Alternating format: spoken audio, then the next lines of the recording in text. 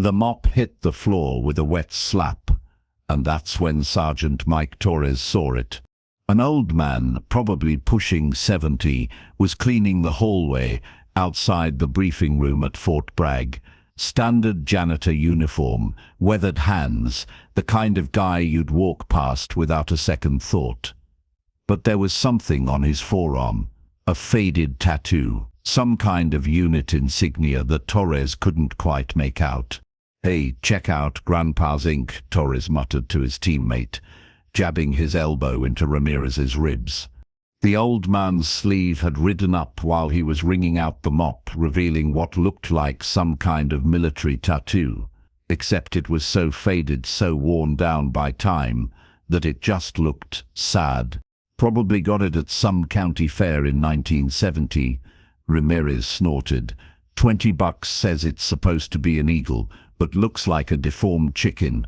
The other Delta operators waiting outside the briefing room started paying attention now. There were about 8 of them, all wearing that specific brand of confidence that comes from being among the most elite soldiers on the planet. They'd just gotten back from a classified operation in Syria that had gone flawlessly. They were untouchable, unstoppable. "My grandfather has one of those," another operator chimed in. "Got it in Vietnam, except his actually meant something." The old man kept mopping, didn't look up, didn't react, just pushed that mop back and forth like he'd done it 1,000 times before, which he probably had. But here's where it gets interesting. Torres, feeling bold, feeling like the king of the world after their successful mission, walked right up to the janitor. "Hey, Pops, what unit were you in?" "Chairborne Division, Meal Team 6. A few of the guys laughed. Not mean-spirited, exactly, but that military humor that walks the line. They were bored, waiting for their commander to show up for the debrief, and messing with the janitor seemed like entertainment. The old man finally looked up. His eyes were this pale blue, almost grey, calm, eerily calm. The kind of calm that should have been a warning sign. "You boys have somewhere to be." His voice was quiet, gravelly, like stones grinding together. "Yeah, we're waiting for General Hutchinson," Torres said, puffing up his chest. "We just completed a high-value target extraction in hostile territory. Maybe you've heard of us." "Delta Force?" The old man's mouth twitched. Not quite a smile. Not quite anything. "Delta, huh? That's impressive." "Damn right it is," Ramirez added. "So what about you? What's that tattoo supposed to be? Looks like it's been through a blender." Now here's the thing about military guys, especially special operations. They can smell their own. There's a way operators carry themselves, a certain economy of movement, an awareness. But this old man, he just seemed like, well, a janitor. Invisible, forgettable. "This old thing?" The janitor glanced down at his forearm. "Got it a long time ago? Different world back then." "What? Like Korea? World War II?" Torres was really leaning into it now. "They even have special operations back then. Or did you guys just charge up beaches with bayonets?" The briefing room door was still closed. General Hutchinson was running late. The operators were getting restless, and the janitor was right there, an easy target for their boredom. "Something like that," the old man said quietly. He went back to mopping, but Torres wasn't done. "Come on, Pops. Tell us a war story. Tell us about the good old days when men were men." "Torres," the voice came from behind them, sharp, commanding. Everyone snapped to attention. General Hutchinson was standing there, 3 stars gleaming on his uniform, his face carved from granite. He was a legend in special operations circles, a man who'd built Delta Force into what it was today. Nobody messed with Hutchinson. Nobody even breathed wrong around Hutchinson. "Sir," Torres barked, standing at attention. Hutchinson walked past all of them, walked right up to the old janitor, and here's where everything stopped making sense. The general extended his hand. "Frank, been a while." The janitor, Frank, set down his mop, shook the general's hand. Tom, still terrorizing the young ones. "I see. Wait. What?" The operators exchanged glances. First names? The general was on a first-name basis with the janitor. "Gentlemen," Hutchinson said, turning to his men, his voice carrying that edge that made even the toughest operators nervous. "I see you've met Frank Kozlowski." Silence. Complete silence. Hutchinson's expression was unreadable. "Frank, would you mind showing them?" The old man sighed, like this was the last thing he wanted to do.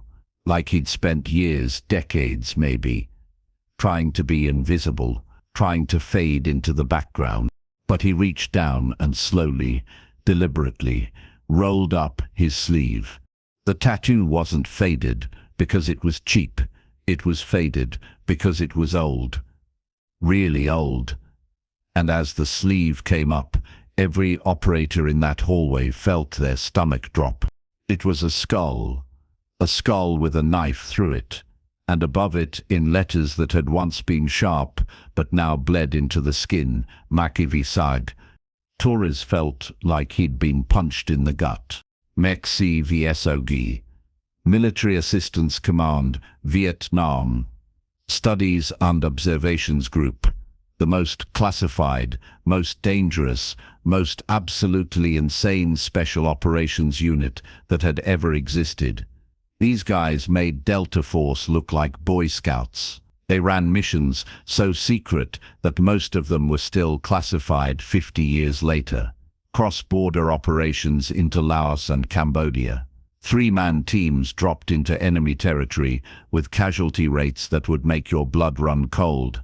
Frank ran more missions behind enemy lines than anyone in SAG history, Hutchinson said quietly.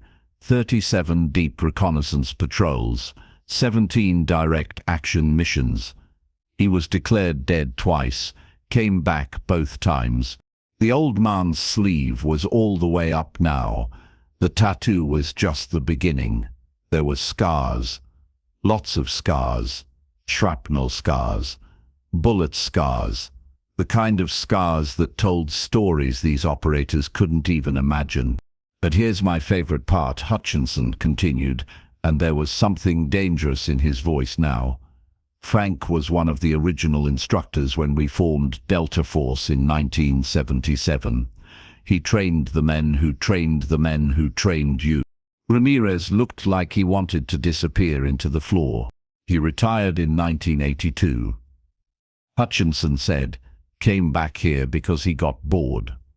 Wanted something to do, so he took a job as a janitor. Said he liked the quiet. Said he'd seen enough action for 10 lifetimes." Frank Kozlowski rolled his sleeve back down, picked up his mop. His face showed absolutely nothing. "You boys think you're elite." Hutchinson's voice was soft now, deadly soft. "You think completing one successful mission makes you untouchable? Frank completed missions your generation couldn't even dream of. With technology from the Stone Age, no night vision, no GPS, no satellite support, just a radio that barely worked, a Car-15 and the knowledge that if you got caught, your own government would deny you ever existed." Torres wanted to speak, wanted to apologize, but his throat was completely dry. "The next time you see someone with faded ink," Hutchinson said, "maybe ask yourself why it's faded. Maybe consider that it's been there so long because the man wearing it earned it when earning it meant something. When it meant walking into hell with no guarantee you'd walk back out." The general turned to the old janitor. "Frank, we're going to be here another hour. Mind coming in for the debrief? I'd value your perspective." Frank Kozlowski looked at the 8 Delta operators standing in that hallway, looked at them with those pale blue eyes, and for just a second, just a fraction of a second, They saw something there. Something ancient and dangerous and utterly calm. "Sure, Tom," Frank said quietly. "Be happy to." He set down his mop and walked into the briefing room ahead of all of them.